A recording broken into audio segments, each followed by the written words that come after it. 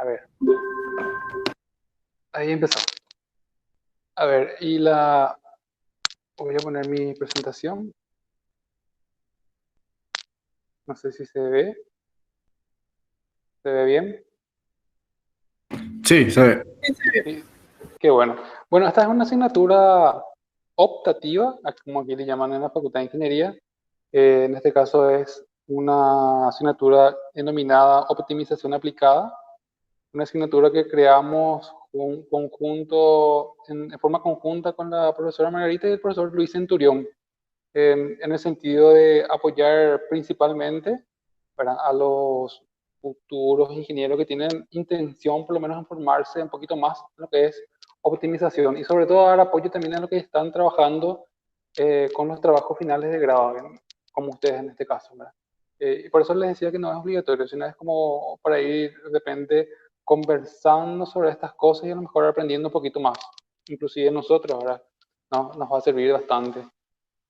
Respecto a este curso en general, para todos los que van a estar más adelante incorporándose en el aula virtual, les comento que el nombre de la asignatura ya está como definición, ¿sí? Optimización aplicada.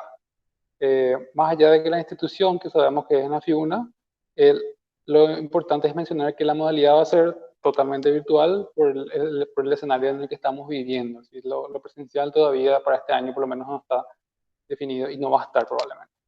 La carga horaria va a ser de 90 horas semestrales, eso según reglamento, y los profesores vamos a estar impartiendo clases conjunto con la profesora Marita. O sea, voy a estar yo, la ingeniera Margarita López. ¿Sí?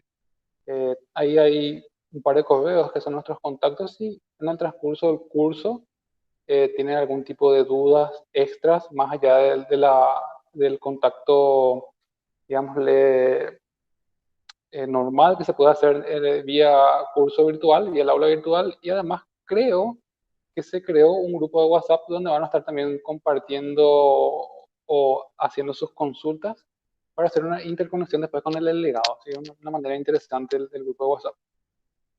Otra cosa, la fecha de estas clases empiezan hoy, ¿verdad? Que es el lunes 26 de julio, hasta la última clase que es el lunes 8 de noviembre.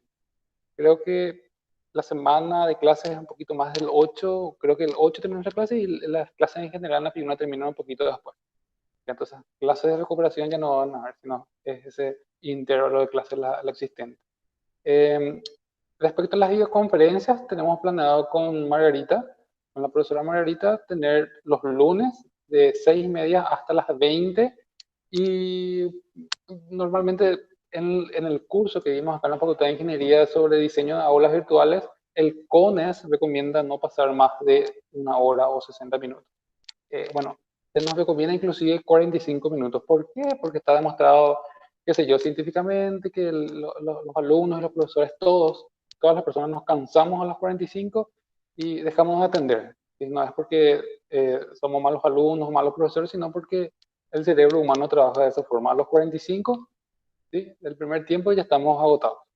Entonces, la idea entonces es tener clases pequeñas de retroalimentación y trabajo arduo e independiente y grupal por medio de los estudiantes. Y van a ir construyendo entonces los estudiantes su propio aprendizaje y nosotros vamos a estar como soporte o como mentores. Así. ¿Qué más? Datos de nosotros. Bueno, por si no nos conocen, también lo vamos a agregar ahí el CBPI, que es nuestro CV en el CONACYT, eh, para más información, porque el describir el currículum puede ser bastante largo. Ya. A ver, ¿quiénes somos? Bueno, yo soy Jorge Recalde, voy a estar como profesor encargado de esta asignatura. Eh, Tengo un magíster acá en la Facultad de Ingeniería en conjunto con la Católica de Valparaíso en Ingeniería Industrial. Un magíster con mención en gestión de la producción, donde se da harto el tema de investigación de operaciones y también herramientas de gestión. Y hasta ahora, ¿verdad?, estoy como candidato a doctor en ciencia de la ingeniería en la Católica de Chile, que es otra universidad que tiene un ranking bastante interesante acá en Sudamérica y a nivel global. ¿Qué más? El área de conocimiento donde nos aplicamos normalmente es investigación de operaciones, justamente, ¿sí? Y los modelos matemáticos, sobre todo planificación de la producción, gestión logística y gestión de operaciones. Eh, Hablando un poco de mi experiencia, en el mundo privado, estuve en empresas alimenticias y farmacéuticas, y la experiencia docente inicié realmente a partir del 2013, 2014 más o menos, como encargado en otra unidad académica en esas asignaturas que se pueden apreciar ahí. Sí, entre logística, realmente no están ahí ahora, pero sí, encargado de logística, investigación de operaciones, y mucho antes también como auxiliar de cátedra. Eso también cuento como experiencia docente. Eh, Obviamente soy paraguayo, pero tengo la esperanza de que esto cambie, no en el sentido de que yo no sea paraguayo, sino que los profesores que impartan clase en la UNA en general no solo sean paraguayos, sino sean de distintas nacionalidades, y que eso alimente fuertemente a la docencia e investigación en Paraguay. Entonces, ojalá que sea próximamente esa nacionalidad de algún docente que no sea paraguayo, ¿no? Solamente es una sugerencia. En las líneas de investigación, nosotros nos apoyamos fuertemente en lo que sea investigación operacional, gestión de operaciones y, en general, todo lo referente a optimización. Le doy la palabra a Margarita, a la profesora Margarita, para que dé una pequeña presentación sobre ella también. Bueno, muy buenas noches para todos. Yo soy la ingeniera María Margarita López. También tengo la misma formación académica que el ingeniero Jorge. Soy magíster en ingeniería industrial y ahora candidata a doctora en ciencias de la ingeniería en el área de ingeniería industrial y de transporte en la Católica de Chile. Esperamos el próximo año ya poder culminar esta etapa de doctorado también. Y mis áreas de conocimiento principales son investigación de operaciones, modelos matemáticos y también planificación de la producción. Entonces, en esas áreas son las que tengo experiencia como docente, como profesora asistente, y anteriormente estaba como encargada de cátedra en otra unidad académica de planificación y control de la producción, organización de la producción y también como auxiliar de modelos matemáticos. En cuanto a lo profesional, estuve trabajando como supervisora de producción en una industria alimenticia antes de empezar a trabajar en la facultad. Y mis líneas de investigación son las similares a las del profesor Jorge, ¿verdad? Que incluyen investigación de operaciones, optimización, gestión de operaciones de producción y logística. Y esas líneas son las que estamos actualmente desarrollando en un grupo que se llama Grupo de Investigación de Operaciones y Logística en el Departamento de Ingeniería Industrial acá en FIUNA. Entonces, lo que queríamos mencionarles brevemente es la metodología de trabajo en esta asignatura. Va a tener en cada semana 3 fases principales. La primera fase, la que se ve acá, es el acceso a un aula virtual donde van a leer los anuncios y materiales disponibles en esta aula, que enseguida vamos a recorrer para ver sus partes en Google Classroom. Y vamos a tratar de que los materiales estén disponibles los días jueves ya. Esta vez estuvieron disponibles hoy porque la lista de alumnos recién nos entregaron el fin de semana. Entonces, una vez que ustedes lean los materiales, nuestras videoconferencias, que son la fase 2, se van a desarrollar semanalmente los días lunes a las 18:30 horas y vamos a tratar que dure como máximo 1 hora y media o menos. Y finalmente la fase 3, que le corresponde a ustedes desarrollar actividades o tareas relacionadas a los materiales de lectura que le vamos a dejar en el aula virtual y a lo que estaremos desarrollando en la videoconferencia. Y estas 3 fases se van a seguir siempre cada semana. Entonces vamos a mirar, voy a dejar de compartir el PowerPoint y voy a entrar a nuestra aula que tiene, no sé si todos alguna vez usaron Google Classroom, pero también se usa Educa, pero nosotros elegimos Google Classroom en este caso. Acá está el nombre de nuestra asignatura, optimización aplicada, nuestros nombres, el enlace al Meet, donde siempre van a poder ingresar para ver las clases. Después, siempre tiene 3 partes. A mí me salen 4, que es calificaciones, porque estoy con mi vista de profesor, pero ustedes van a ver la sección de tablón, trabajo de clase y personas. En la sección de tablón solamente pusimos una bienvenida, donde está otra vez nuestro correo electrónico. Y luego ya en trabajo de clase está casi todo el contenido que a algunos que ingresaron ayer ya al aula les habrá llegado varios correos porque se estuvieron publicando toda esta información que estaba programada para hoy. Entonces, hay 5 partes principales. Información general, donde van a encontrar la información general de la asignatura. Ahí van a ver el objetivo general que tiene esta asignatura y las 4 unidades programáticas que vamos a desarrollar. Luego, en el programa de la asignatura está este programa que es nuevo porque esta optativa es a partir de este semestre se va a impartir, donde están nuestros datos, la fundamentación de la asignatura.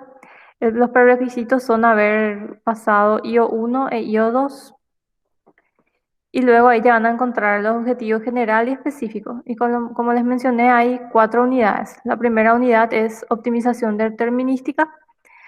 La segunda unidad es modelos de planificación de la producción, que tiene varios tipos de modelos que vamos a estar formulando y también resolviendo con un software que se llama Hurobi, que es un software de optimización con un lenguaje de programación computacional que se llama Python, que después le vamos a mostrar cómo instalar también. Después, la unidad 3 están los modelos de localización e instalaciones, varios tipos de modelos nuevamente que vamos a estar practicando. Y finalmente, algunos modelos logísticos como el problema agente viajero, ruteo de vehículos, la ruta más corta, por ejemplo, que vamos a estar practicando al final del semestre. Entonces, está la metodología, la evaluación. Esto vamos a modificar porque decía que tenían que asistir a la videoconferencia, pero ya nos confirmaron que no hace falta. Ustedes pueden mirar cuando tengan tiempo en el aula virtual de esta videoconferencia. Los parciales van a valer un 25%, así como el examen final, 25% más, y el resto, el 50%, va a ser el desarrollo de los trabajos prácticos, tareas y prácticas de laboratorio, que van a ser los modelos que vamos a resolver. Y eso van a tener que ir entregando como tarea cada semana o cada 15 días. Eso va a valer la mitad del puntaje. Luego está nuestra bibliografía. Em, Esta información pueden ampliar más en la guía didáctica, donde van a encontrar un PDF con todas estas secciones, desde los datos generales del curso hasta la bibliografía nuevamente. Entonces vamos a ver brevemente, les voy a mostrar, pues, tiene 10 páginas, entonces no vamos a leer todo esto, sino que les voy a mostrar que es lo que les estuvimos mostrando recién, los datos generales, nuestros datos, y una parte importante, me voy a ir más abajo, es el cronograma, ¿verdad? La evaluación figura lo mismo que les había mostrado, ¿verdad? El contenido de la asignatura, la metodología y la evaluación, todo eso ya estaba en el programa de curso. Y acá vamos a ver que vamos a ir desarrollando en forma semanal. Entonces ya está estipulado que esta primera semana desarrollemos la unidad 1 que vamos a ver hoy. Y entonces ahí van a ir viendo cada semana por fecha que vamos a desarrollar los lunes en la videoconferencia y esos van a ser los materiales que le vamos a enviar también.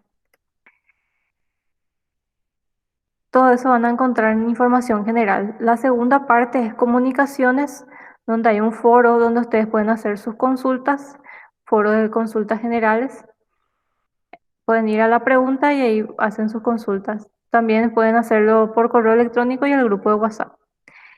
Y luego está este enlace que les había mandado hoy por correo también, donde vamos a acceder cada semana a las videoconferencias y si hay algún cambio les vamos a avisar. Acá en contenidos semanales simplemente están las 4 unidades y desde ahí empiezan las unidades. Por ejemplo, la unidad 1 es optimización determinística, que vamos a ver hoy, y vamos a ir agrupando en cada unidad materiales y actividades. Entonces, U1 es de la unidad 1 sus materiales. Este es el material de lectura que le enviamos hoy en PDF. Y en base a eso vamos a presentar hoy la clase. Y acá en materiales vamos a agregar esa presentación que hagamos hoy y la videoconferencia, la grabación, que es un enlace que van a poder acceder y van a poder descargar ustedes si quieren la videoconferencia. Entonces esas 3 cosas siempre van a encontrar en materiales por unidad, el material de lectura, la presentación y la videoconferencia. Y finalmente, en la parte de estas unidades, en actividades, van a ir encontrando las tareas. En este caso es el ejercitario uno, que son 18 ejercicios, de acuerdo a lo que desarrollemos hoy, y tienen tiempo 15 días de presentar porque es un poco largo, entonces para que tengan tiempo de entregar. Y como dice acá, pueden presentar en Word, entonces aparte del PDF les subí el Word. Entonces pueden modificar ese archivo y directamente subirlo acá en la tarea. Y las últimas dos secciones son la bibliografía, que ya les había mostrado también, principalmente los libros de Wisdom, Sinker. Acá voy a agregar, o sea, si es que agregamos algo más, vamos a poner acá como el libro de Lieberman, por ejemplo. Y acá están las páginas de los software que vamos a usar. Y en materiales complementarios van a encontrar una guía de cómo ingresar a las plataformas de Classroom, que es esta plataforma, y al Google Meet por si alguna vez no utilizaron, ¿verdad? Eso le colocamos en materiales complementarios. Todo eso está en trabajo de clases. Y en personas lo que van a poder ver son nuestros nombres y el de sus compañeros. No sé si pueden acceder al correo de ellos también, creo que sí, pueden marcar y mandarle un correo si necesitan el correo de su compañero. Entonces, esas son las partes principales de nuestra aula. Y ahora ya vamos a pasar a la presentación de la unidad uno, como les había mencionado. Les paso nuevamente con el profesor Jorge. Bueno, ¿qué tal hasta ahí?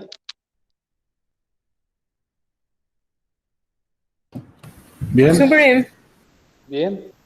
¿Qué expectativas tienen del curso? ¿Les interesa? ¿Les parece interesante? ¿Piensan que vamos a aprender algo juntos? ¿O de entrada ya parece un poco aburrido?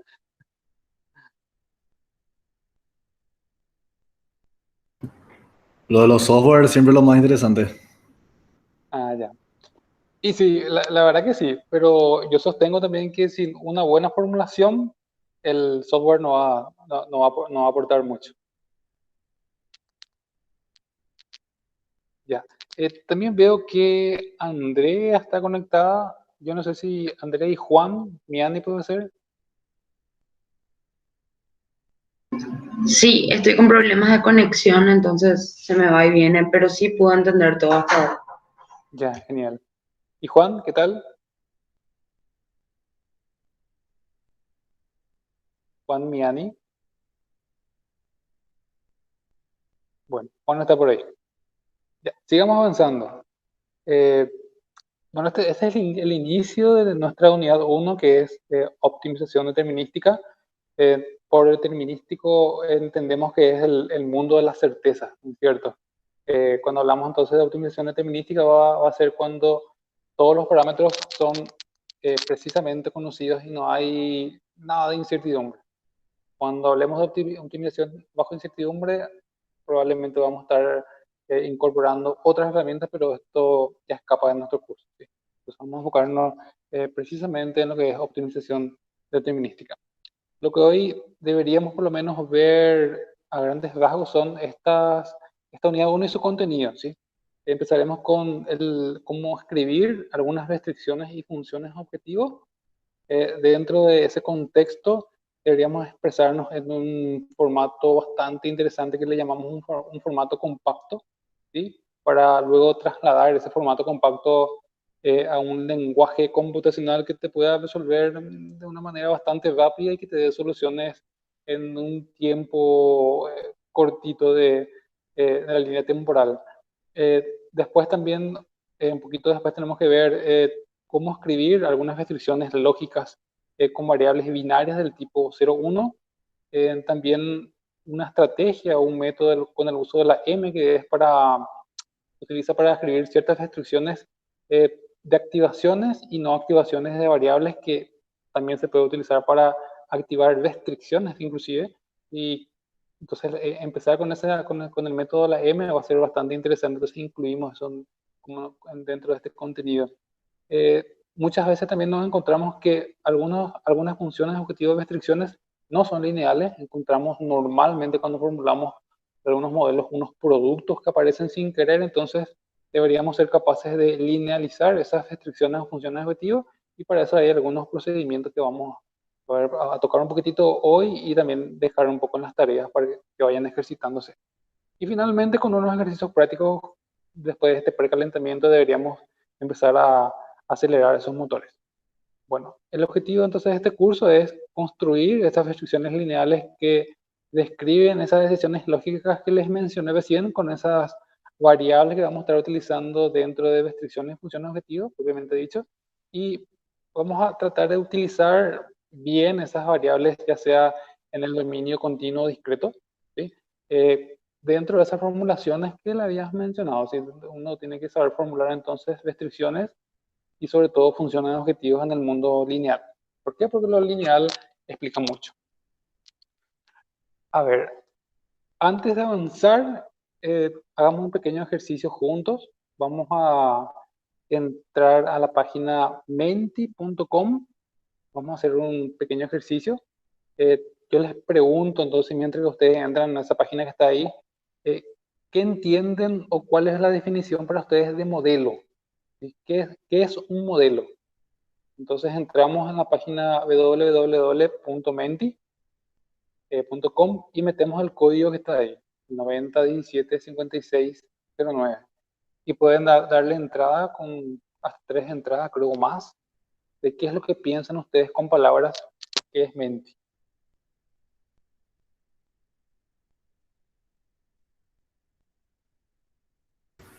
Sale una pregunta que hay que responder, no dice con qué palabras definirías un modelo. A mí me sale cuántos puntos de intersección se pueden obtener entre restricciones antes de determinar entre ellos cuáles son puntos extremos.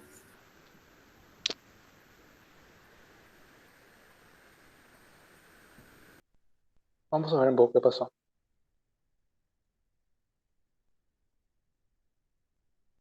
¿Qué tal ahí?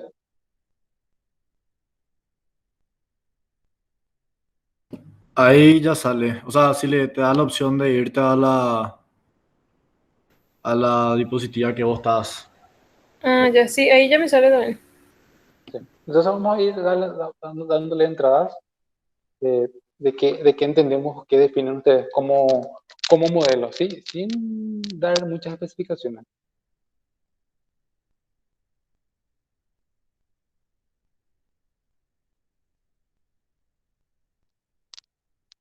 Vamos a darle unos minutos.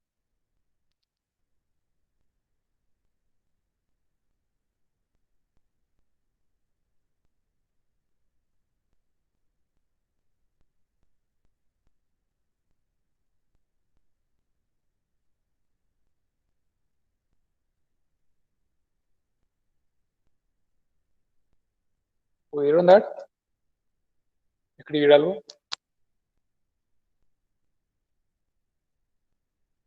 Ahora escribiendo.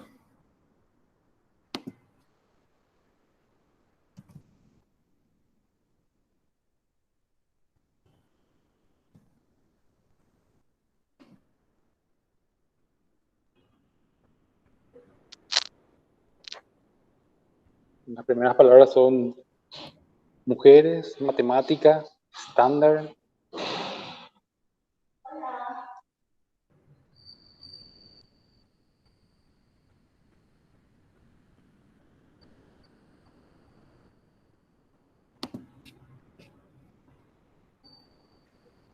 Gracias.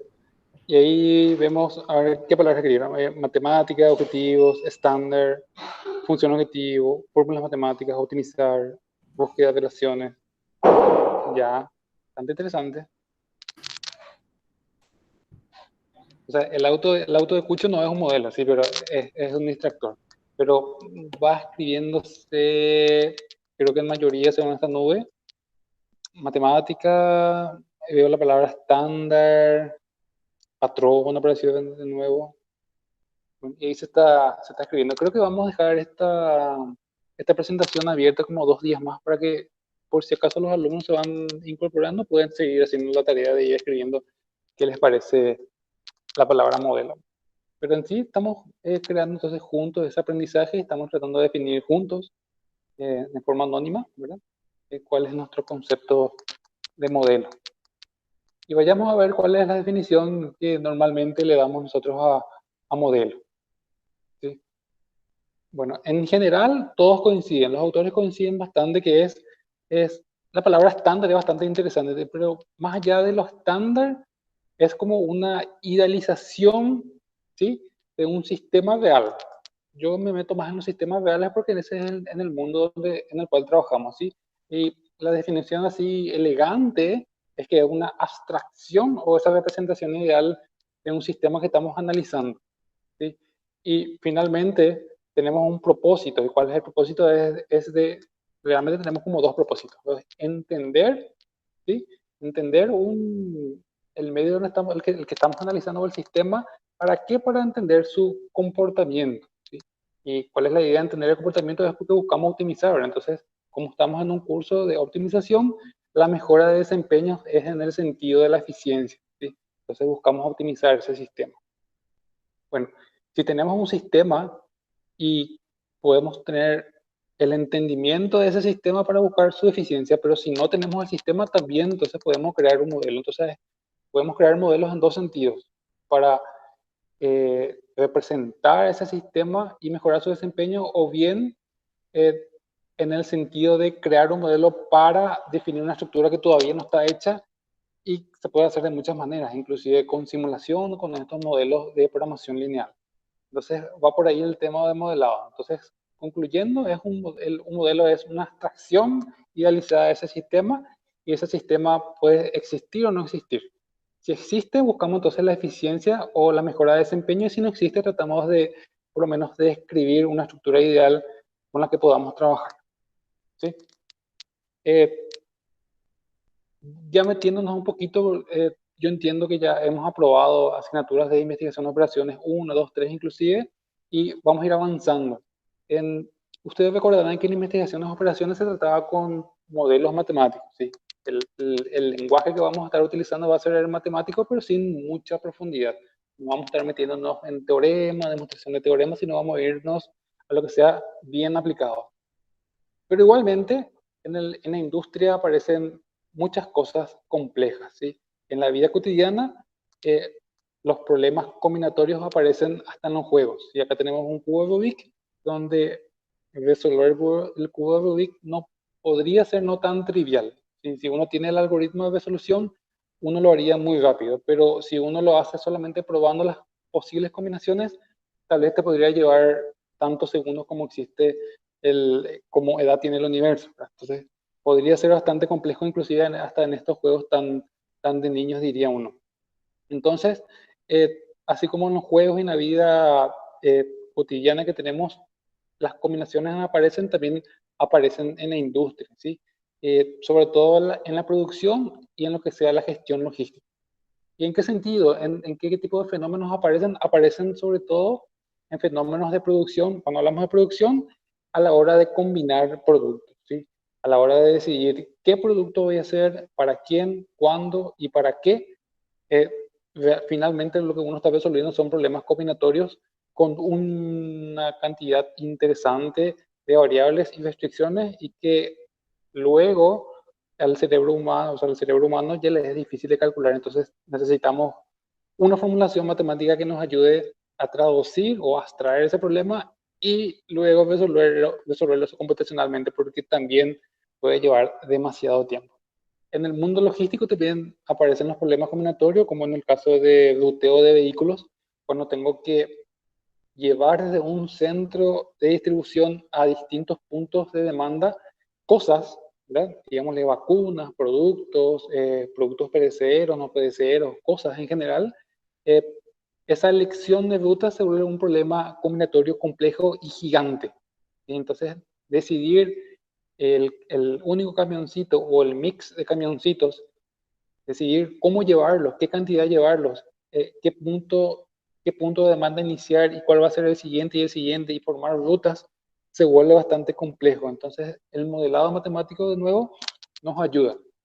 Y así, el mundo combinatorio se vuelve presente no solamente en la vida cotidiana, sino también en la industria que nos interesa. Bueno, aquí hay un pequeño ejemplo de lo cotidiano que puede ser un problema combinatorio. ¿Qué dice? ¿De cuántas maneras, si rápidamente y a viva voz pueden contestar, de cuántas maneras se puede escoger un mix de 5 productos de bebidas que incluya 3 sin alcohol, de un grupo de 5 marcas de bebidas sin alcohol? y 2 con alcohol de un grupo de 6 marcas de bebidas con alcohol. ¿Cuál sería una respuesta así rápida de lo que habrán dado en teoría combinatoria, de cuántas formas posibles se puede hacer esta combinación?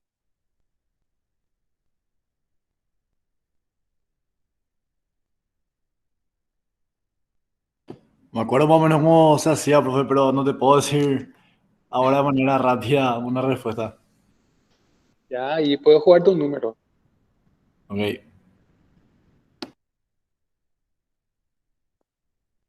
10, 100, 20, 50, 200.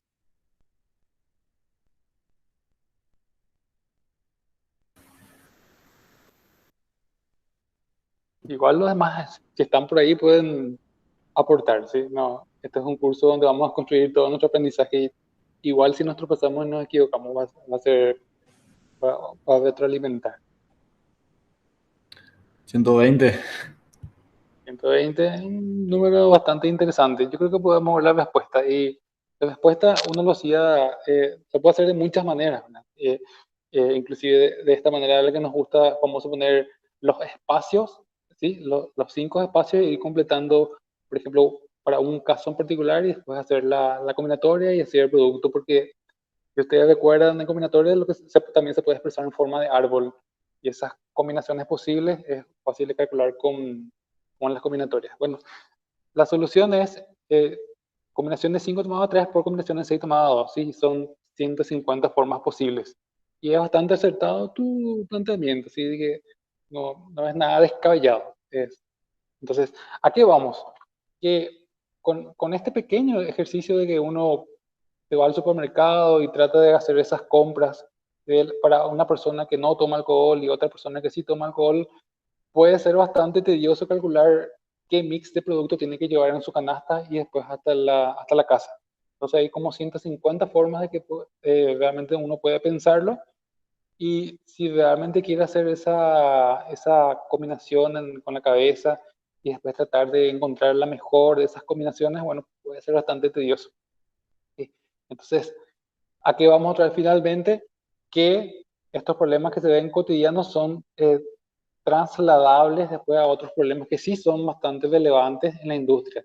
¿Ya? Tal vez me da igual si elijo Coca con Pepsi así, me importan las marcas, no estoy haciendo propaganda a nadie, pero en la industria tal vez sí tenga bastante sentido porque ya hablamos tal vez de miles y miles de dólares que pueden estar en juego, ya no solamente el sabor de una gaseosa. Bueno, avanzando, volvemos a entrar en Menti, ¿sí?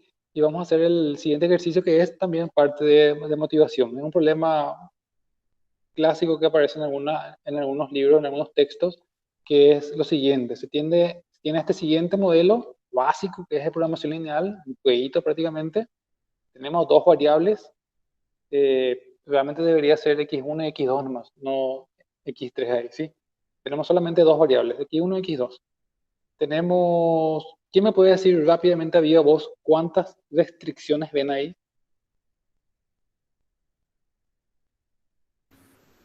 4 y más la ¿Cuatro? función objetiva. Sí, pero solamente restricciones.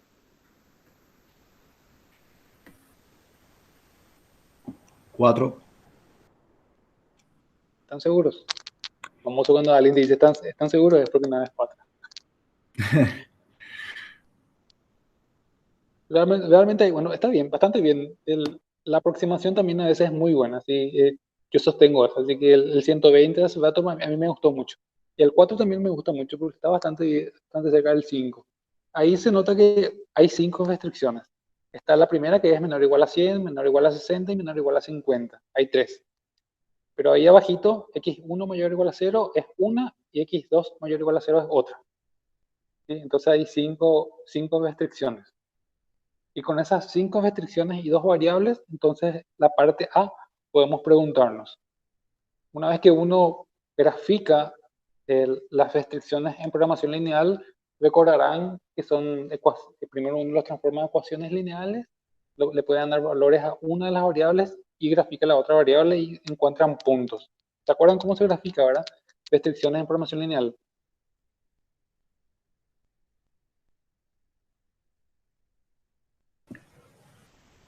Sí, Sí, sí. sí. Entonces, con esas desigualdades que están ahí, uno crea un espacio factible de soluciones.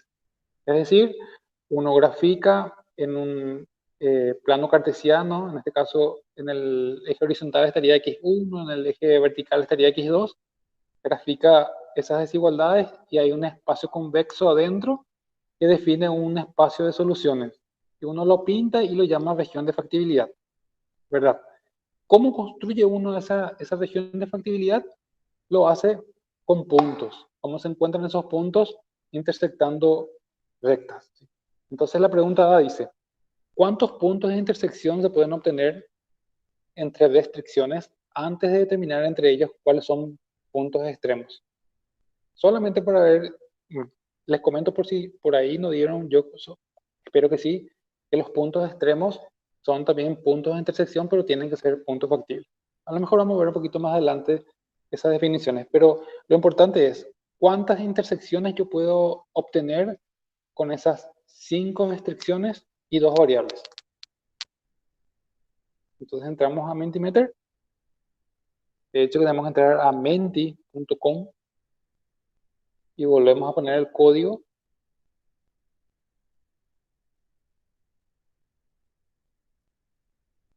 Y hay 3 opciones. Encontramos 5 puntos de intersección, encontramos 10 puntos de intersección o encontramos 20 puntos de intersección.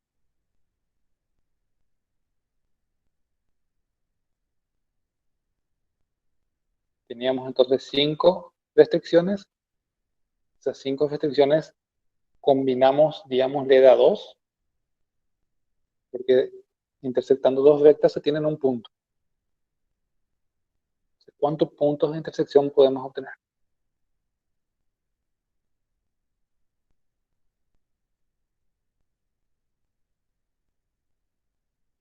¿Ya? Alguien dijo 5 puntos de intersección, alguien dijo 10 puntos de intersección, nadie dijo 20 todavía, alguien dijo, con 2 personas que dijeron 5. Bueno, el auditorio no es muy grande, entonces podemos ir medio observando. Son hasta ahora 3 respuestas y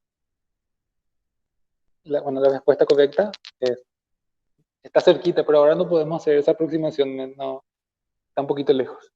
La respuesta correcta es 10, ¿sí? 10. Y dentro de un ratito vamos a ver con la respuesta C, se puede ver gráficamente, se aprecia mucho mejor. Pero lo que hay que hacer de nuevo son esas combinaciones. Si tenemos una combinación de 5 elementos tomados de 2, porque las intersecciones se hacen de 2. Entonces, realmente hay 10 puntos de intersección. ¿Sí? La siguiente pregunta sería entonces, si ahora se agregan 30 restricciones más a esas que ya tenemos, ¿cuántos puntos de intersección se tendrán? Bueno, para eso no hay un Menti, ¿verdad? Creo que no hay un Menti, pero lo que hay que hacer entonces es hacer la combinación de 35, porque había 5 antes, ahora hay 30, pero siempre tomando de a 2, porque de a 2 se obtienen esos puntos.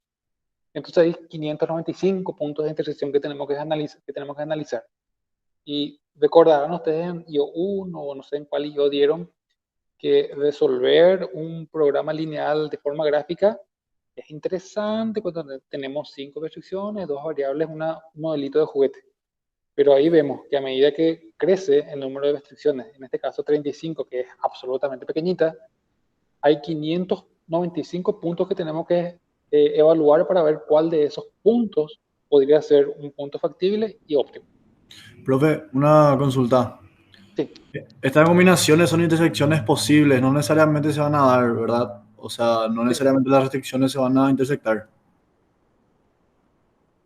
Posible, sí, posible. Porque, a ver, bueno, digámosle que existe el espacio factible. Si existe el espacio factible, podríamos hacer la combinación, pero hay casos y subcasos, por ejemplo, donde no hay factibilidad o hay, qué sé yo, un espacio no acotado, estrictamente no funcionaría. ¿Sí? Digámosle que de antemano existe ese espacio de factibilidad, entonces tu comentario es acertado. En el caso posible, sí se pueden hacer esas combinaciones, pero en el caso no posible, en el caso de no factibilidad, podría ser el caso de que no. Digámosle que estamos en el mundo ideal y que sí se pueden hacer las combinaciones, entonces sí, tomando de a 2 tendríamos 595 puntos de intersección. muchas gracias por tu comentario. Y a lo que voy o a lo que vamos es que a medida que aumenta el número de restricciones, entonces el problema combinatorial aumenta y aumenta la complejidad de su resolución. Y más allá de la resolución, encontrar ese punto óptimo a veces es lo que realmente importa y puede volverse tedioso, extremadamente tedioso. Pero gracias a eso existen los algoritmos como el simple u otros algoritmos. Y mejor para nosotros, en el mundo práctico, existen los motores de resolución o los software. Bueno, ¿qué decía la C? Para recordar, C decía grafique las restricciones de A y verifique su respuesta. O sea, lo que tenemos que hacer es graficar entonces y ver que esas 10 intersecciones existen, por lo menos en forma gráfica. Y si vemos el gráfico, ahí están graficadas todas las desigualdades, ¿sí? Las restricciones, se crea ese espacio de factibilidad, ese espacio azul o ese espacio lila, no sé cómo lo ven ustedes, y podemos ir contando los puntos de intersección. Nótese que el eje horizontal para arriba es una desigualdad válida. ¿Por qué? Porque x1 debería ser mayor o igual a 0, entonces todo el espacio hacia arriba verifica esa desigualdad. Y el eje vertical hacia la derecha, la x2 mayor o igual a 0, también es una restricción válida porque refleja todo el espacio hacia la derecha. Bueno, y acotando, queda ese espacio de factibilidad interno, ¿sí? Ese espacio convexo. Y si verificamos también todas las combinaciones de A2, vamos a encontrar esos puntos de intersección. Y si contamos, vamos a ver que hay 10, ¿sí? Empieza con la K, digamos la del 0, 0 es 1, pues está A, B, C, F, G, E, H, I y la J que está en el extremo derecho. Entonces son 1, 2, 3, 4, 5, 6, 7, 8, 9, 10, ¿sí? 10 puntos de intersección. Pero cuando resolvemos estos problemas, no son todos los puntos lo que necesitamos, sino solamente son los puntos extremos que dice el algoritmo simple. Y el algoritmo simple dice que los puntos extremos son puntos de intersección, pero también factibles. Entonces ahí los puntos extremos solamente son 1, 2, 3, 4, 5. Es la K, A, F, E y H. Son los denominados puntos extremos, que ahora no vale la pena mencionar, pero son los puntos tomados en un vértice que son candidatos a ser óptimos. Pero más allá de eso, lo interesante es que rescatemos que a medida que crece el número de restricciones, el problema combinatorial crece. Y necesitamos entonces expresarlo esto en una forma modelística, en forma de modelo, con una formulación matemática que no nos importe el problema combinatorial detrás, que refleje o que extraiga el problema y que lo resolvamos prontamente con un lenguaje computacional. Por ahí va entonces el espíritu de este trabajo, por lo menos de este ejercicio.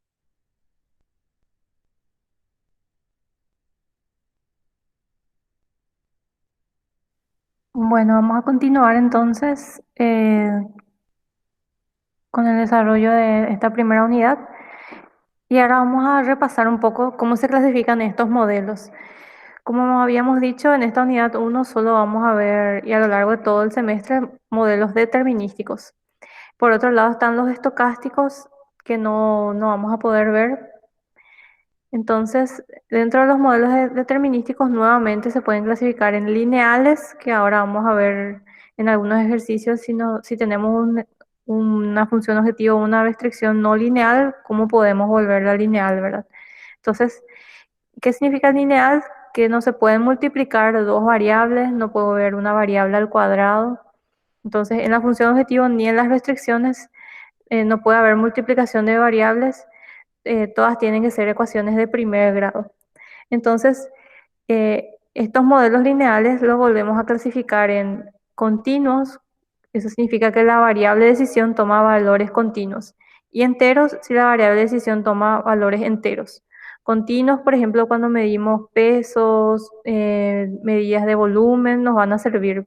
Pero hay otros casos cuando tenemos que decir qué cantidad de lotes producir, no podemos dividir, entonces necesitan ser enteros. Luego dividimos estas variables enteras en mixtas o completas. Enteras mixtas es cuando pueden tener algunas variables continuas y también pueden ser binarias. Entonces, dentro de un rato vamos a ver qué son nuevamente las variables binarias, que son aquellas que toman valores 0 o 1, ¿verdad? Entonces, si es completamente entero, puede ser binaria nuevamente, y si es entera mixta, puede ser binaria también. Y luego vamos a ver un esquema que vamos a estar utilizando para solucionar problemas, para cada uno de esos tipos de problemas que vamos a ver de producción, de logística, de ruteo también. ¿Cómo vamos a dividir nuestro problema? Tenemos el mundo real por un lado y por el otro lado tenemos acá en rojo el mundo abstracto. Están divididos por una línea continua acá. Y el primer paso que tenemos que hacer cuando nos presentan un problema es analizarlo, ¿verdad? Luego, con ese problema que estamos analizando, tenemos dos pasos. Uno en el mundo real, que es recopilar datos referentes al problema, y en el mundo abstracto ya pasamos a formular un modelo que abstraiga este problema con sus datos. Ese modelo lo tenemos que solucionar. Para eso vamos a ver un lenguaje de programación y lo vamos a solucionar con un software de optimización. Una vez que usamos el modelo formulado y los datos recopilados y solucionamos el modelo, tenemos que analizar los resultados y validar. Entonces, al analizar el resultado y validarlo, tenemos que volver otra vez a ver si el modelo, o sea, la solución que obtenemos representa realmente el problema del mundo real. Y si no, tenemos que volver a resolverlo. Entonces ahí empieza de nuevo todo el análisis. Una vez que sabemos que nuestro modelo nos va a servir para representar la realidad, tenemos que implementar las soluciones que son nuestras decisiones. O sea, tener por ejemplo, un programa de planificación de la producción, el programa de qué trabajadores asignar a qué tareas, qué ruta seguir con los vehículos, qué cantidad producir, son las decisiones que tomamos, los diferentes tipos de planes que se pueden tomar. Y con esas decisiones controlamos cómo se comporta el sistema, ¿verdad?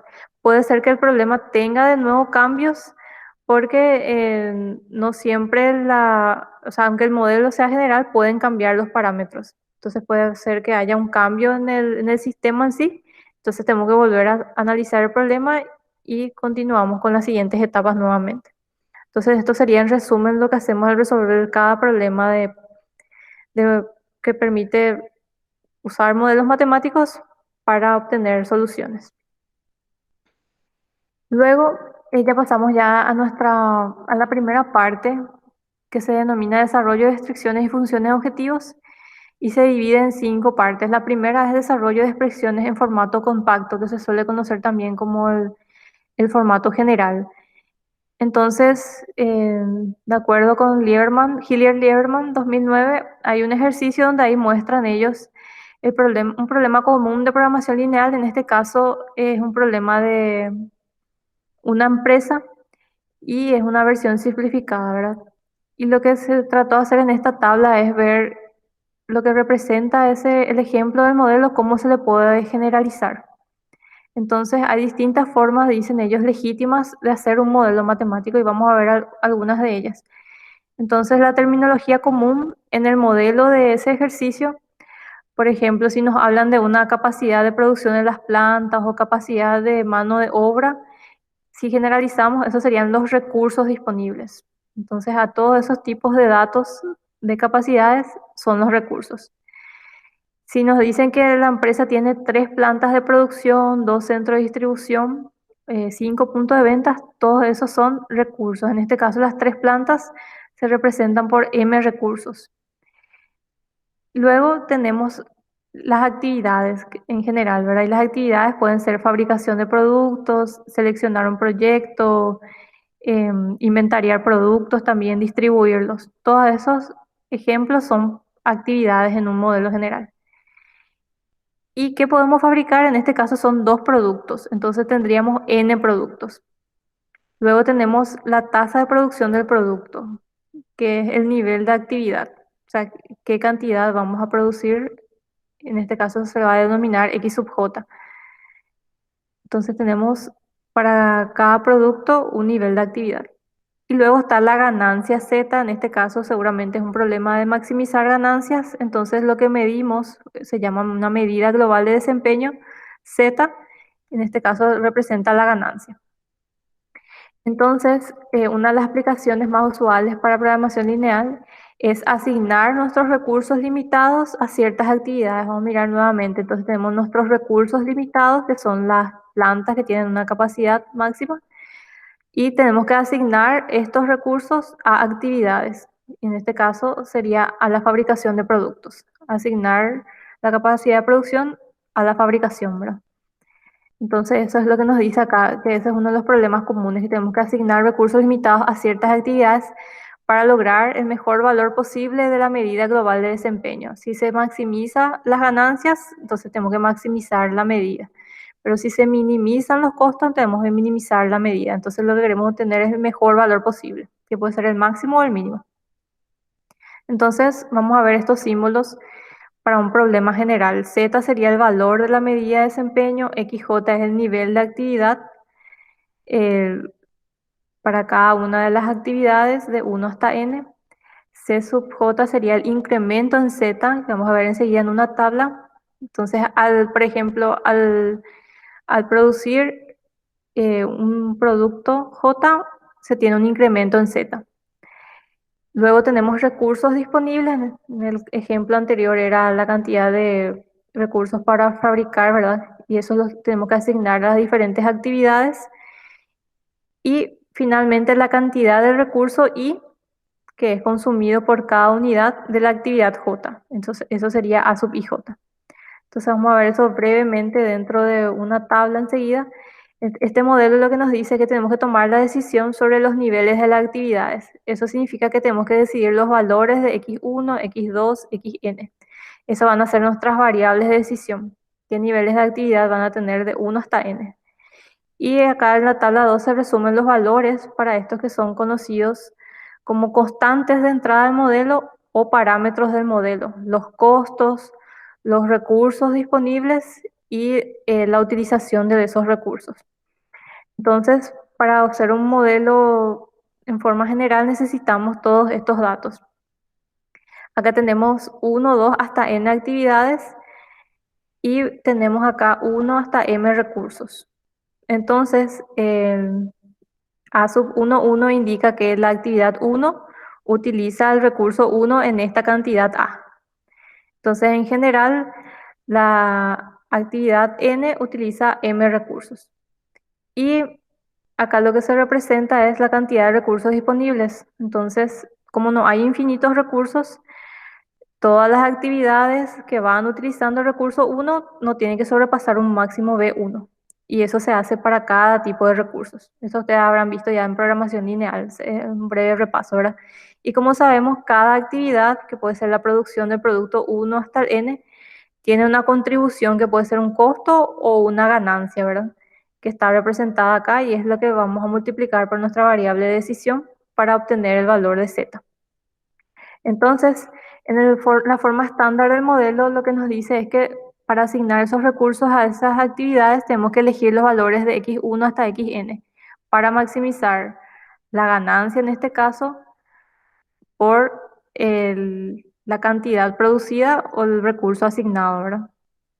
Entonces, acá maximizamos las ganancias por las cantidades. Y si es minimizar, sería costos por las cantidades, ¿verdad? Por el valor de nuestra variable. Esa es nuestra función objetivo. Luego tenemos distintos tipos de restricciones. Esto era lo que estaba en la matriz, ¿verdad? Por ejemplo, la variable x sub 1 utiliza a unidades del recurso 1. Este sería el valor, el subíndice de la variable y este es el recurso, ¿verdad? Y ahí sumamos cuánto utilizan todas las variables por las unidades de recursos que utilizan del recurso tipo 1. Entonces, por eso es menor o igual a B1 porque no se tiene que sobrepasar el uso de ese recurso. Y eso lo hacemos hasta el recurso M, ¿verdad? Esas serían las restricciones funcionales o estructurales. En este caso es una restricción de no sobrepasar los límites de capacidad. Y por otro lado tenemos las restricciones que son conocidas de dominio o de no negatividad, que es que nuestras variables en este caso deben ser positivas.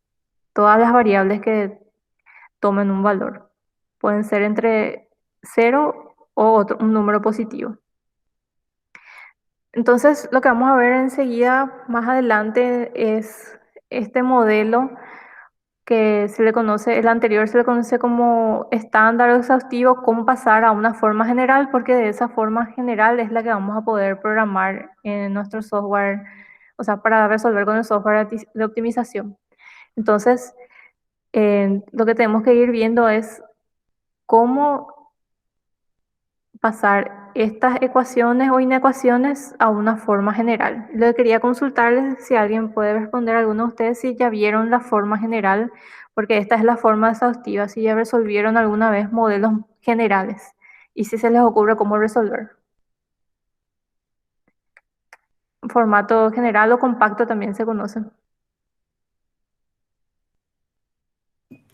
Eh, no veo yo hace mucho esto, pero lo que estabas mostrando a la izquierda, sí, me acuerdo que hacíamos en IO1, Sí. pero el formato general no me estoy acordando, el modelo general no me estoy acordando cómo era. Una vez que vea por ahí me acuerdo y te voy a poder responder. Sí. No Entonces le voy sé a si mostrar, es, sí, pero creo que es el que se utiliza más los sumatorios y se pone en general, o no es eso.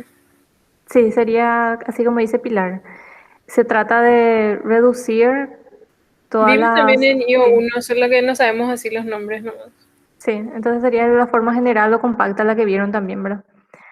Entonces, más o menos al ver acá se van a acordar que tenemos, como dijo Pilar, la sumatoria. Entonces, a todos estos subíndices le ponemos un nombre en general. Para la ganancia o el costo sería C sub J, ¿verdad? Y las variables serían todas X sub J. Y lo que se hace con esta sumatoria es sumar de J igual a 1 hasta N. Entonces, esto se puede representar de esta forma general. Los costos o ganancias por las variables sumadas, ¿verdad? Y lo que hace esta sumatoria es ir pasando a J el valor de 1, luego a 2, luego a N y así sucesivamente. Entonces se imaginarán que para las restricciones va a ser lo mismo. Acá va a haber una sumatoria nuevamente menor o igual a el recurso, ¿verdad?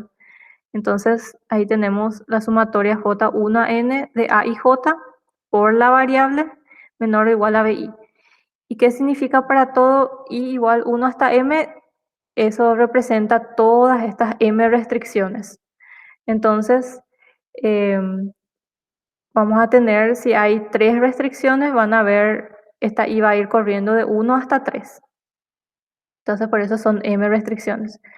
Y no hace falta escribir las M, solamente poniendo de esta forma, ya estamos representando que va a haber M veces esta restricción.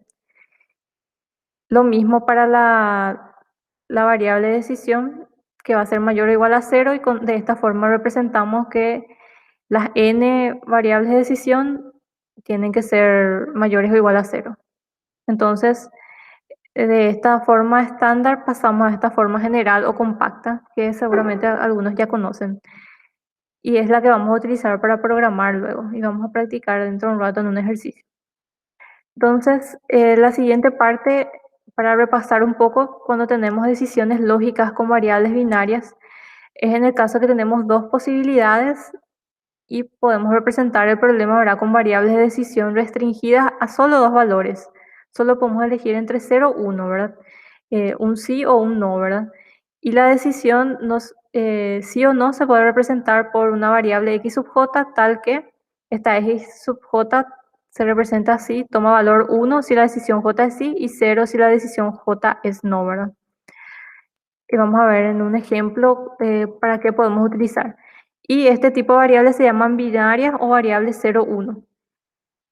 Y los problemas de programación entera que solamente tienen variables binarias se conocen como enteras binarias o problemas 0, 1 de programación entera.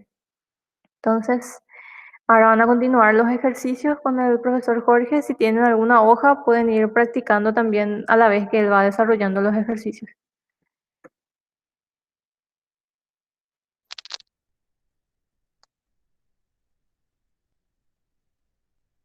Yo no sé hasta qué hora va la clase, hasta las 8. Creo que hasta las 8 está en el programa para hoy. Así que vamos a ver hasta dónde llegamos, hasta las 8 para no cansarnos demasiado, cansarles a ustedes.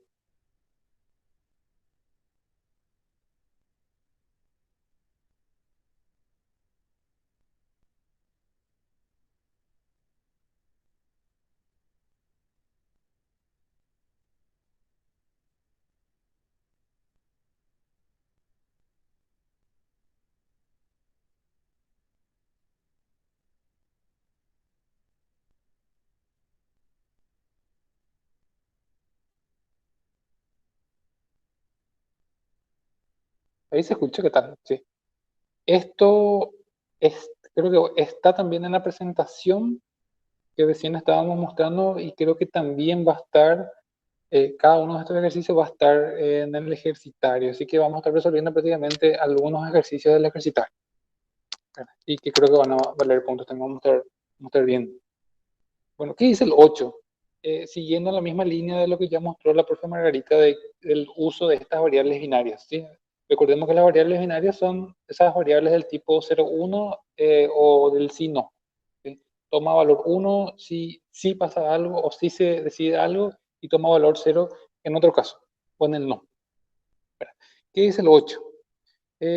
Rápidamente, una fábrica tiene 5 tipos de productos que pueden ser seleccionados para empezar la producción. Sea X sub Y una variable binaria que toma valor 1 si el producto Y es elegido y 0 si no es elegido. Y hay 5 productos, es decir que Y va de 1 hasta 5. ¿Qué pide? Escriba una restricción lineal para los siguientes casos. Y el primero es A. Si el producto 3 es seleccionado, el producto 5 no puede ser seleccionado. ¿Sí? Entonces, tómense como unos segundos, ya no 2 minutos, un par de segundos para ver si pueden escribir una restricción lineal con variables binarias para representar en forma matemática lo que está escrito en A.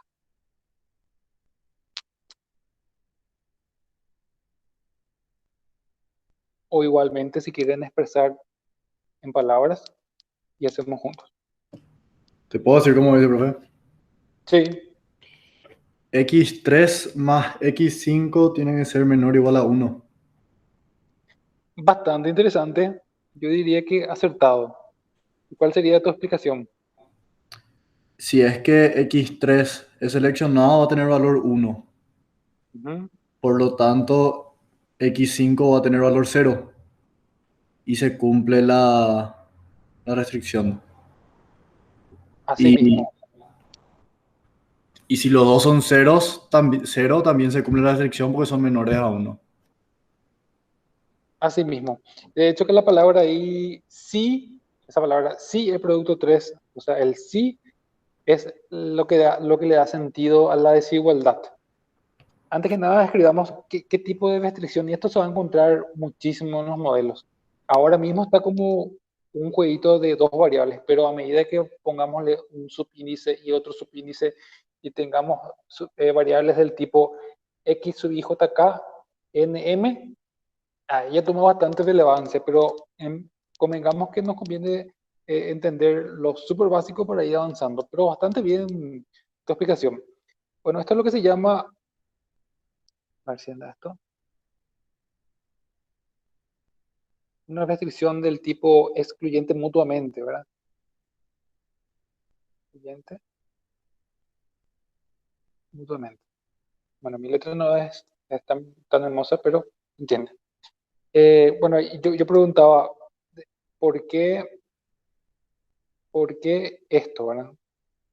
Bueno, y responde bastante bien a tu planteamiento. ¿Por qué? Porque P3 podría no elegirse, o sea, el producto 3 podría no elegirse, eh, es lo que está escrito. Entonces, digámosle que eh, el producto 3, ¿sí? El producto 3 podría no elegirse. Y hagamos las pruebas, ¿sí? El planteamiento que hizo Nicolás, ¿sos? ¿Sí, verdad? Sí, Sí. El planteamiento que dice Nicolás es lo que normalmente hay que hacer una vez que uno escribe una restricción lógica. Hacer esas pequeñas pruebas. Antes las llamaban pruebas de escritorio, yo no sé ahora cómo le dice, pero yo le sigo llamando pruebas. ¿Sí? ¿Y qué es lo que hay que hacer? Si el X3 toma 1, ¿podría tomar X5 1? Digámosle, toma 0, sí se cumple, ¿verdad? Se cumple si X3 toma 1 y X5 toma 0, sí funciona, ¿no es cierto? Y podría pasar que X3 valga 0 y X5 valga 1, sí, cumple, ¿verdad? Porque sigue siendo menor o igual a 1. ¿Y qué pasa si X3 toma 0 y X5 también toma 0? ¿Se cumple? Sí, también, ¿verdad? Se cumple que sea menor o igual a 1. Pero ¿qué pasa si X3 vale 1 y X5 toma valor 1? ¿Puede pasar esto? No, es imposible, ¿verdad? La restricción está escrita de tal forma que esto no puede pasar. Y con esta restricción que acabamos de formular, no puede pasar. ¿Sí? No puede pasar. Bueno, entonces la restricción se dice que funciona. Y es como un pequeño pedacito de un modelo grande tal vez que tengamos, pero esa restricción x3 más x sub 3 más x sub 5 menor o igual a 1 hace que el planteamiento lógico funcione. Entonces, digámosle que funciona, sí, funciona. Y muy bien el planteamiento. Ahora, ¿qué pasa si decimos ahora que exactamente uno de los productos 2 o 3 debe ser seleccionado? ¿Qué cambiaría o cómo lo formularíamos?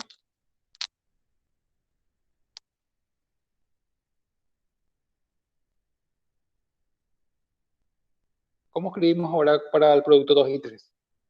Pero exactamente uno de los productos debe ser seleccionado. Es igual. Sí, ¿verdad? Y sigue siempre con la suma. X2 más X3 y Es igual. esta igualdad es la que le hace fuerte a esta restricción lineal binaria. Entonces, con esto ya le forzamos totalmente. Bueno, esto se llama, según los textos, una restricción de exclusión exacta. Y podemos llamarlo, como va a quedar grabado, decimos que es una restricción de exclusión exacta. ¿Sí? Exactamente uno tiene que pasar. No anda bien esto. Ahí. Y hagamos una pequeña prueba. ¿Sí? Acá lo importante es que esto pudo ser identificado. Y si x2 toma 1 y esto toma 0, ¿se cumple? Sí, ¿verdad? Perfecto, cumple. Y si esto toma 0 y x3 toma 1, también, sí, cumple, podría pasar, ¿por qué no? Pero podría pasar esto, que x2 tome 0 y x sub 3 tome 0, y no, ¿verdad? Eso no, esta restricción no permite, entonces sigue cumpliendo lo que yo estoy pidiendo en B. ¿Y qué pasa si x sub 2 toma 1 y x sub 3 también quiere tomar 1? No, no puede pasar, tampoco era imposible. Entonces se dice que esta restricción, bueno, esto no pasa con esta formulación de restricción que acabamos de hacer. Entonces decimos que la formulación que acabamos de hacer funciona, ¿sí? Y probablemente este pedacito va a hacer que todo el modelo funcione. Genial. A ver, ¿qué más? Sigamos practicando. Si el producto 4 es seleccionado, entonces el producto 2 también debe ser seleccionado. ¿Cómo escribiríamos?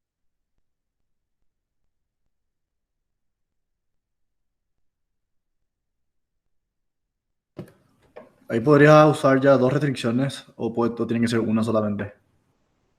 Y hasta ahora una, pero bastante interesante también tu planteamiento. Hay distintas formas de plantear con varias restricciones de activación, pero vayamos ahora solamente con un juego de dos variables. Juguemos con la variable x sub 4 y la variable x sub 2. Y me adelanto. Voy a escribir de dos formas y ustedes elijan o el de la izquierda o el de la derecha representa mejor lo que se pide en C. Puedo escribir lo siguiente. Esto, x sub 2, digámosle, es menor a x4 o x sub 4 menor o igual a x sub 2. Una de esas dos representa bien lo que se pide en C. Acordémonos que siempre x sub 2 y x sub 4 son binarias, ¿sí? Son 1 o 0.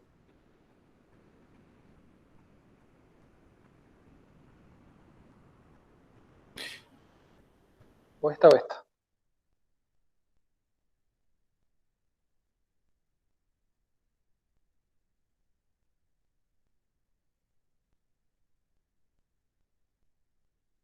La primera. La primera, podemos hacer la prueba. ¿Qué pasa? Bueno, el problema dice que si el producto 4 es seleccionado, lo importante entonces es que esos 4 tome 1.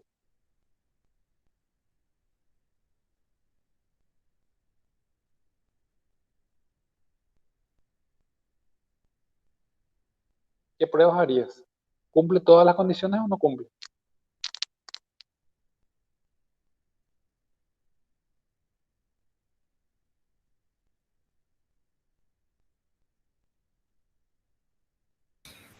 Creo que tiene que ser la segunda, porque si x4 toma valor de 1, igual se cumple la primera si es que x2 es 0.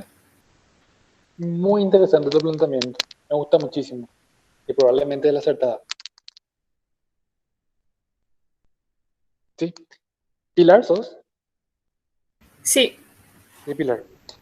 Y tomemos lo que dice Pilar y veamos, porque también podemos tomar desde el punto de vista de por qué esto no corresponde, pero tomemos el punto de vista de que si este sí corresponde, entonces el otro no corresponde. Y hagamos la tarea en la casa de comprobar que esto no cumple. Tomemos este de aquí. ¿Cuál era tu planteamiento, Pilar? ¿A cuál le doy uno y veo que el otro también debe ser seleccionado? em, le das 1 a x4 ¿Sí? y Entonces, ahí, sí, sí, entonces no, x2 tiene que ser necesariamente mayor o igual a uno. No puede ser sí, mayor que uno porque es binaria. Y entonces la igualdad es fuerte y tiene que ser uno. Entonces es lo que llamamos activación fuerte. Si x4 toma uno, x2 tiene que tomar uno. No hay caso. Y podemos hacer la prueba. Si esto vale uno y esto vale uno, cumple, perfecto, ¿no es cierto? Pero también podría darse el caso de que si x4 es cero, ¿sí? Si es cero, esto podría ser cero, y si esto es cero, pues esto podría ser uno. Está habilitado, ¿no es cierto? Está habilitado. Lo que no está habilitado es que si este toma uno, este valga cero. Es imposible, ¿sí? Es imposible porque esto le fuerza. Entonces, esto nunca va a pasar, ¿sí? Y esto que está aquí hace que C sea cumplido. Se va entendiendo un poquitito, ¿sí? ¿Se entiende? Y esto funciona, finalmente.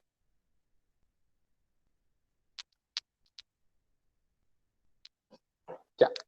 Sigamos pasando, pero esto pueden ir pasando en su casa y de hecho que hay algunos textos que se explayan un poquito más, pero es ir haciendo estas pequeñas pruebas y uno finalmente cuando vaya modelando y con experiencia le quita el tiro. Ya. ¿Qué dice ahora?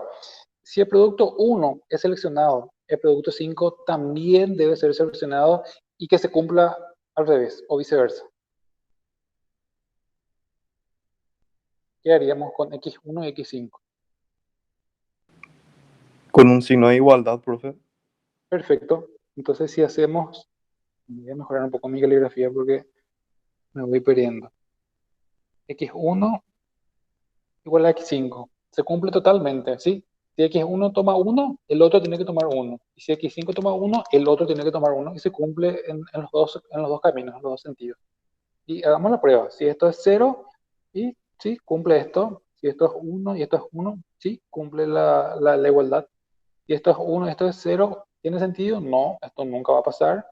Si esto es 0 y este es 1, no, esto nunca va a pasar. Por esto no pasa, esto no pasa, ¿sí? Entonces, de que valgan cero es válido porque no hay ninguna restricción sobre eso, pero si esto se activa, el otro necesariamente se debe activar y en los dos sentidos se cumple. Entonces, esta restricción funciona para lo que estamos haciendo.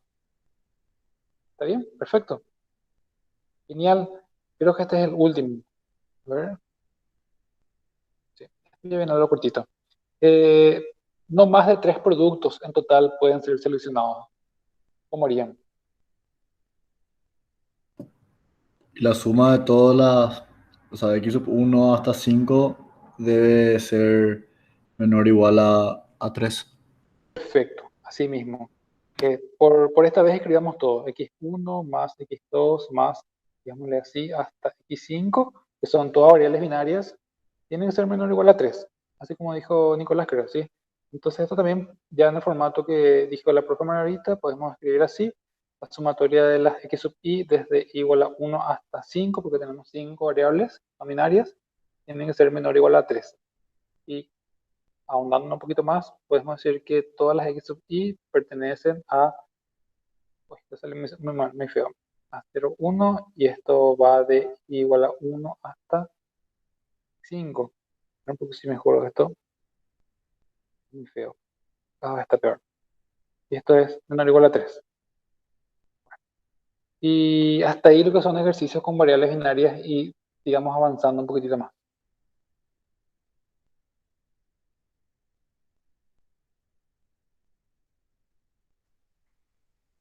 Bueno, vamos a terminar con un último ejercicio sobre variables binarias y en la siguiente clase, en la siguiente grabación, vamos a continuar con las otras partes. En este caso tenemos, dice que hay una empresa, ¿verdad?, que envía encomiendas y los costos de envío no son únicos por paquete, sino que aparte del costo variable de enviar un paquete, tenemos un costo que depende de cuántos kilogramos tiene nuestro paquete. Entonces, los costos de envío de encomiendas entre dos ciudades dice que varían según el peso. Si el peso de nuestro paquete es menor a 5 kilogramos, el costo es de 2. Si está entre 5,1 y 15, vale $5 o pesos. Y más de 15,1 y como máximo 25 kilogramos, vale 7,5. Entonces, como vemos, esos costos le podemos llamar que son unos costos fijos, van a depender de qué tipo de paquete enviemos. Entonces va a haber un costo variable por enviar un paquete que va a depender de su peso y otro costo fijo que va a depender de esta tabla que nos muestra acá. Entonces lo que tenemos que hacer es un modelo con una función objetivo que pueda ser usada en un problema de programación lineal entero. Y en este caso es entero, ¿verdad? Porque tenemos paquetes que están en un rango de pesos. Lo primero que vamos a definir es nuestra variable x, que lo voy a definir con una variable x, que nos va a indicar la cantidad de encomienda a enviar. Entonces, así resumiendo, esta es la cantidad de encomienda a enviar. Y tenemos el costo variable de enviar esta encomienda, ¿verdad? El costo variable de enviar. Pero ahora tenemos que tener otra función de costos aparte que represente esta tabla. Y ese costo variable va a ser, por ejemplo, va a tener 3 valores, ¿verdad? Para cada caso. 2, si la cantidad de encomiendas a enviar pesa entre 5, nos dice, y 0, o sea, mayor o igual a 0 y menor o igual a 5. Pero luego va a valer 5 si está entre 5,1 y 15. Y finalmente puede valer 7,5 ese costo si pesa entre 15,1 y 25. Entonces, como recién estaban viendo con el profesor Jorge, podemos usar una variable binaria que nos permita activar cada uno de estos costos. Entonces, a esta le podemos asociar una variable binaria i1, a esta una i2 y a esta una i3. Entonces, si sucede esto, lo primero, ¿verdad? Que nuestra encomienda pesa entre 0 y 5, entonces se va a activar esta variable binaria. Entonces definimos en forma general la variable binaria i sub i, que toma valor 1 si se envía el tipo de encomienda i, ¿verdad? La encomienda i, de tipo i. Y 0, y se suele escribir así en otro caso.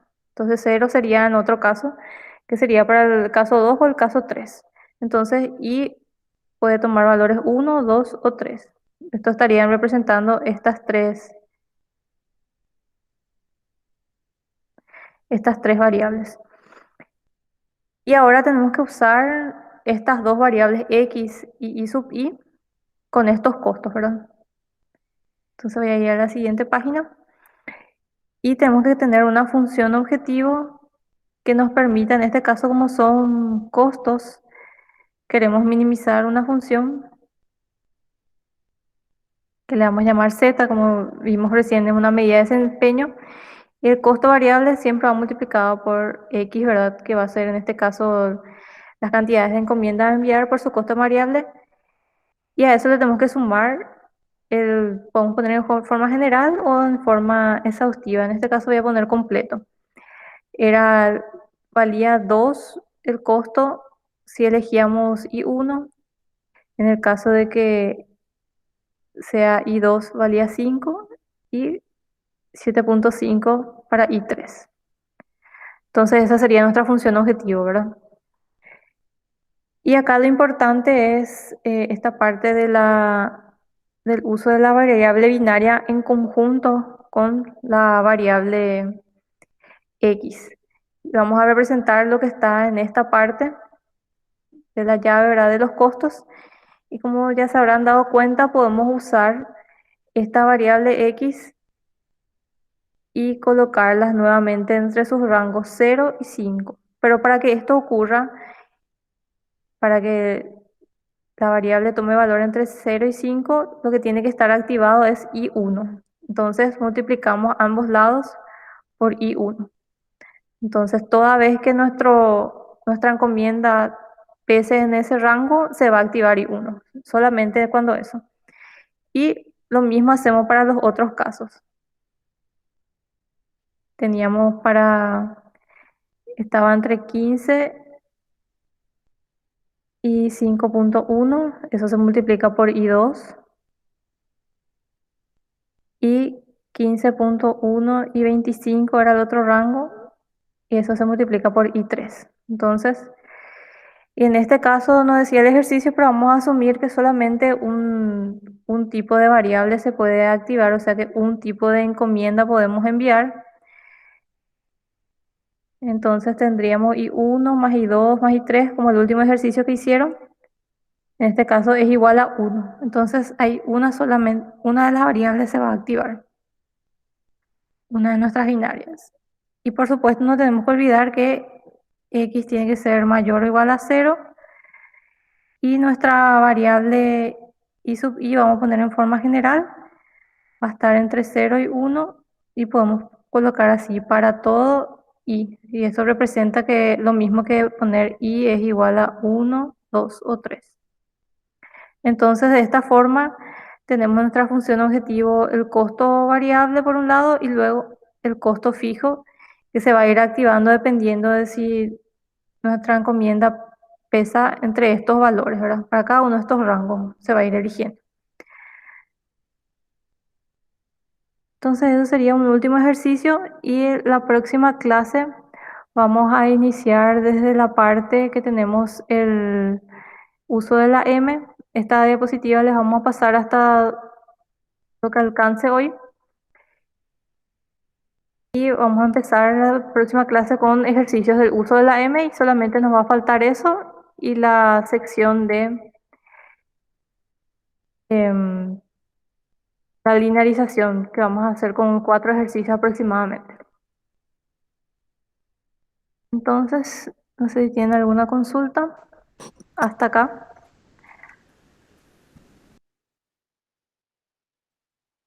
No, yo Está todo claro. Por mi parte Dale. tampoco. Dale. Entonces, en la próxima clase, como ya son las 8, continuamos la próxima clase con esta unidad y vamos a empezar la unidad 2 también. Como les había mencionado, la videoconferencia. Voy a presentar un ratito mi pantalla para ir terminando. No sé si yo estoy presentando o no.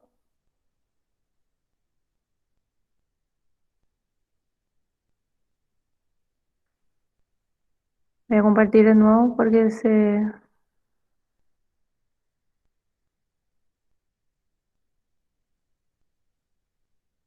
Bueno, como les mencioné, acá en nuestra aula, en la unidad 1 materiales, van a encontrar este material que recién compartimos. En la unidad 1 material de lectura ya está completo, hasta lo que vamos a dar la próxima clase, pero la presentación va a estar hasta donde dimos hoy, va a estar acá la videoconferencia también dentro de un rato.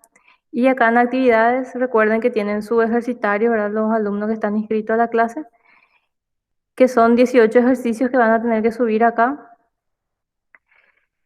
Pueden hacer en el Word que ya les pasé y algunos ejercicios son los que vimos hoy en la clase, entonces pueden copiar de esta grabación o de la presentación las respuestas y van completando lo que les falta. Entonces no sé si el profe Jorge tiene algo más. Y nada sustancial, es lo que yo le decía al comienzo, es como un precalentamiento de motores, como para ir poniéndonos en sintonía y después ir avanzando con cosas más complejas. Creo que está bien llamado un precalentamiento. No sé ustedes qué opinan, por más que esto a lo mejor ya le parece repetitivo, que tal vez lo dieron, pero siempre es bueno recordar algunas cosas y desempolvar libros y cuadernos. Y estas primeras clases se van a encargar de eso, de ir viendo esos conceptos que a lo mejor ya lo teníamos y que a lo mejor no lo teníamos, ¿verdad? ¿Por qué no? Tampoco hay problema en eso. Y eso, no sé si ustedes tienen alguna consulta, algún comentario, alguna sugerencia, como para ir cerrando ya esta sesión y ir a descansar.